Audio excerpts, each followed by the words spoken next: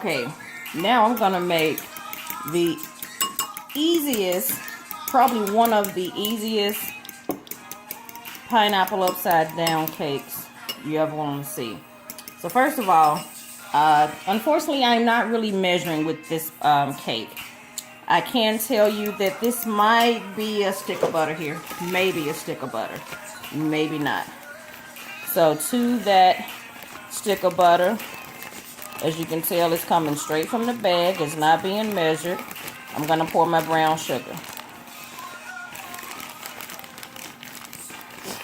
Acting like it wasn't really nothing.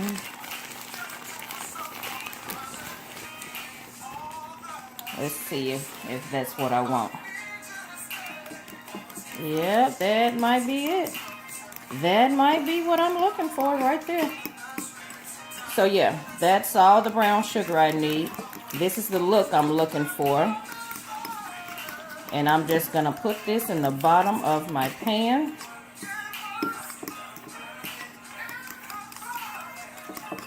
Yeah, I think that's all I need right there.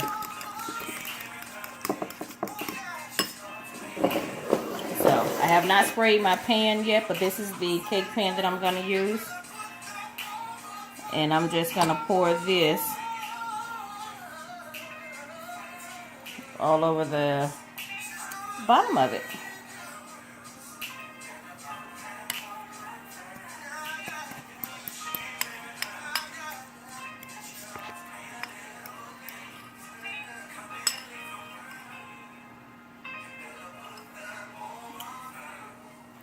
Alright, so that has covered the bottom. The next thing you want to do, let me put up my brown sugar first. So don't put it up now. It'll be out when I'm done cooking, and I don't want that. I'm going to clean up as I go. Alright, so the next thing I want to do, you know what? I'm going to do something different. I'm going to cut my pineapples in half. I'm going to do a different design. You know I'm all about doing something different, right? So I put them all in like this.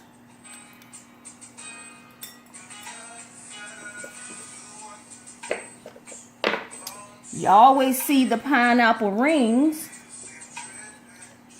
but I think I want to do pineapple halves all the way around mine. What do you think? And it's actually not mine. I'm making it for somebody. It was actually a request from a coworker, so I am going to go ahead and get this to her tonight.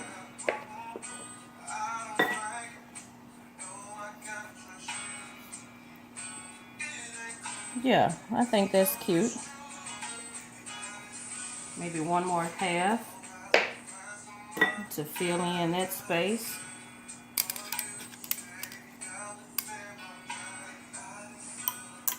Let's see, I can probably get that closer and get another one over here too. Yeah.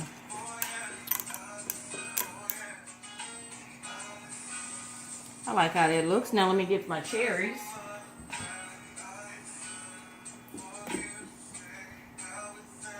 You know what's crazy? I buy more stuff every time I go in the store almost. So I had these cherries. Then I got the bigger container of cherries. Oh. And while I'm looking at another one. So pretty good on cherries, I would say, huh? What you think? So anyway, let me go ahead and get these cherries in here. In this childproof container, my goodness. Kissing you, touching you, holding you up.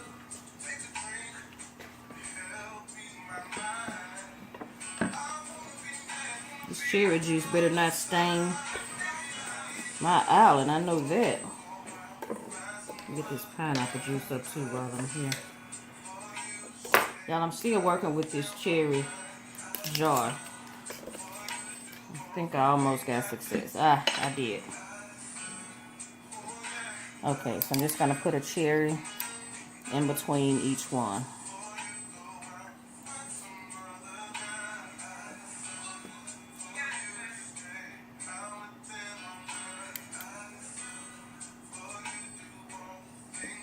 Like I said, I'm just doing something a little bit different.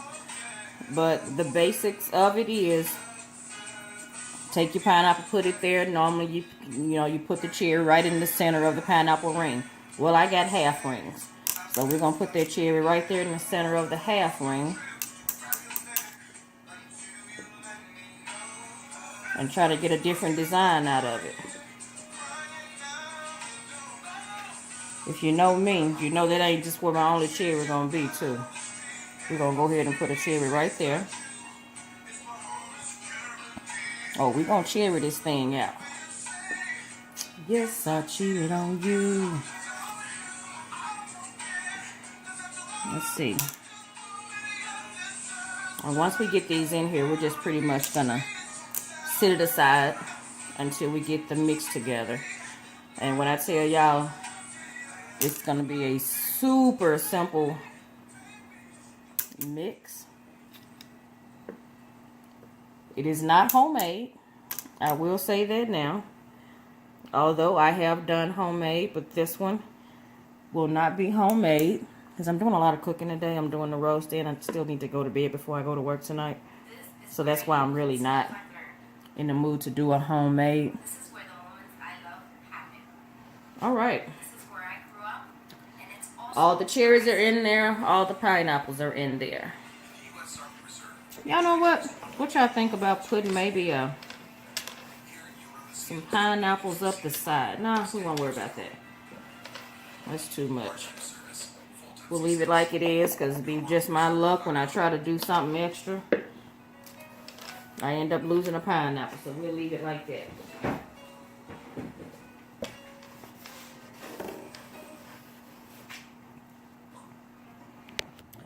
So, this is how it looks right now, and that's essentially how the top of the cake is going to look. So, let's go ahead, work on the batter, and then we'll pour it right on top of that. For the batter of this cake, we're using regular box cake mix. This is yellow cake mix, and as you can see, I've already put 3 eggs in there. It calls for a cup of water. Instead of water, I'm going to use the pineapple juice. So it's a cup of pineapple juice. I think it said a 1/3 cup of oil. I kind of mixed that in with the pineapple juice. Yeah, I did that. You can call it hood, you can call it ghetto. I don't care what you call it. You're going to call it good when you get done calling it that, though. I tell you that. Now, to amp up the flavor of this, I am going to go ahead and just jump all the way out there. And we're going to put a teaspoon of coconut flavor. And then I am, if I can get my vanilla open, I'm going to also do a teaspoon of vanilla.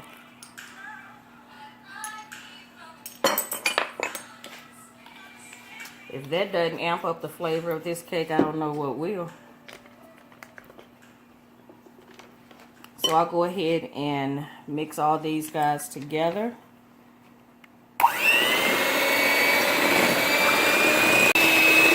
Alright, so everything's completely combined and incorporated.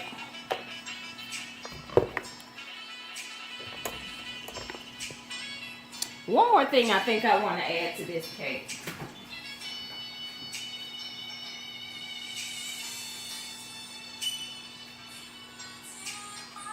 If I can find it. If I can't find it, we're not going to add it.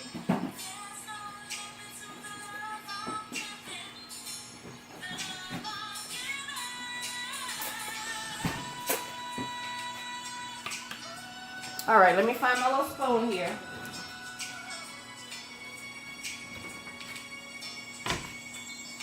Alright, just to make sure this cake stays moist, I'm going to put a dollop. And when I say a dollop, ironically, putting a dollop of Daisy in here. Just a dollop of Daisy. Sour cream. Just a dollop of sour cream we're going to put in there. That ensures a moist cake. Okay, so we're going to go ahead and mix this in also. It doesn't take but a second to mix your sour cream in there.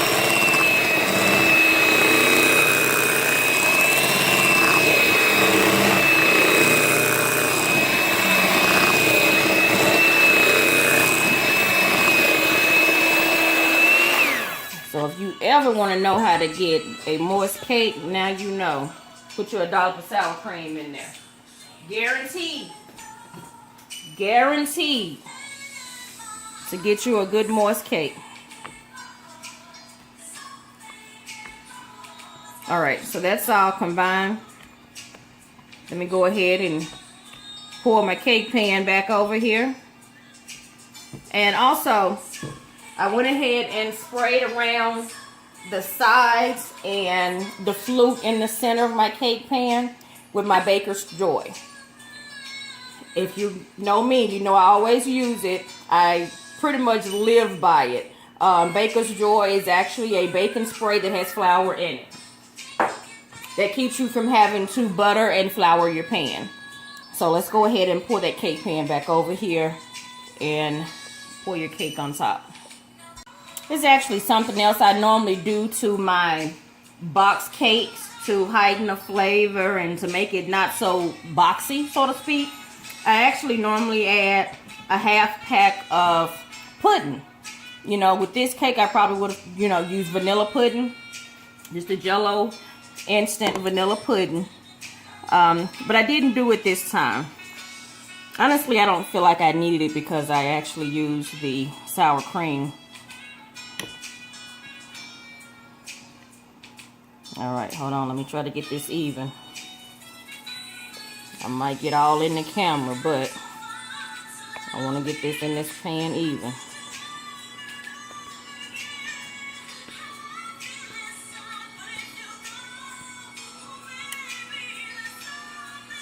Let's see here. I don't know if I should say it, but I don't own rights to the music, but the music keeps me entertained.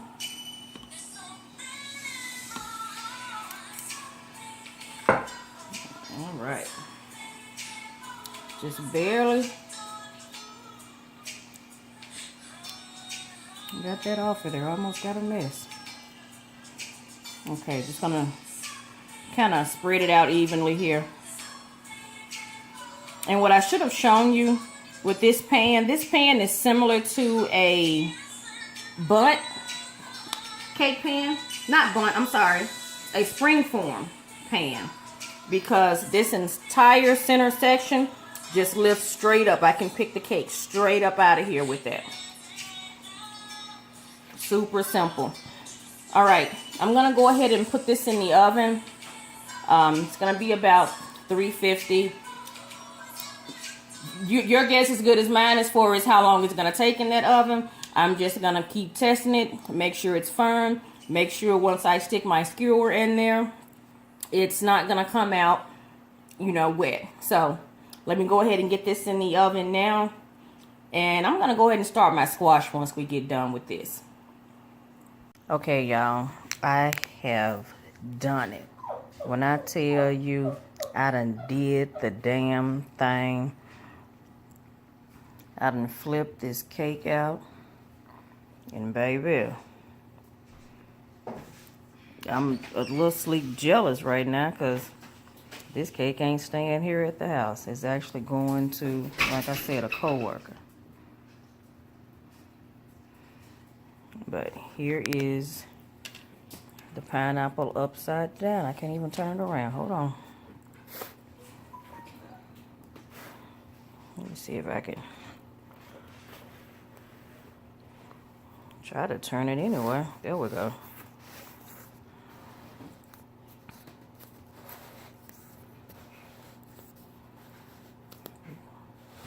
This cake is everything.